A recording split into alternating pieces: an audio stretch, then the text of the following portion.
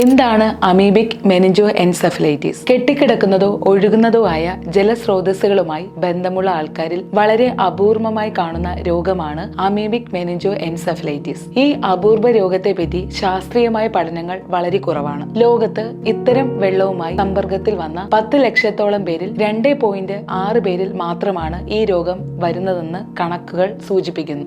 രോഗലക്ഷണങ്ങൾ രോഗാണുബാധ ഉണ്ടായി 1 മുതൽ 9 ദിവസങ്ങൾക്കുള്ളിലാണ് രോഗലക്ഷണങ്ങൾ പ്രത്യക്ഷപ്പെടുന്നത്. തീവ്രമായ തലവേദന, പനി, വൊമിറ്റിംഗ്, കഴുത്ത് തിരിക്കാൻ ബുദ്ധിമുട്ട് തുടങ്ങിയവയാണ് പ്രാഥമിക ലക്ഷണങ്ങൾ. പിന്നീട് ഗുരുതരാവസ്ഥയിൽ എത്തുമ്പോൾ അപസ്മാരം, ബോധക്ഷയം, ഓർമ്മക്കുറവ് തുടങ്ങിയ ലക്ഷണങ്ങളും ഉണ്ടാകുന്നു. നട്ടലിൽ നിന്നും സ്രവം കുത്തിയെടുത്ത് പരിശോധിക്കുന്ന വഴിയാണ് രോഗനിർണയം നടത്തുന്നത്. കെട്ടിക്കിടക്കുന്ന വെള്ളത്തിൽ കുളിക്കുന്നവർ ഈ രോഗലക്ഷണങ്ങൾ കണ്ടാൽ ഇക്കാര്യം പറഞ്ഞ് ചികിത്സ നേടേണ്ടതാണ്.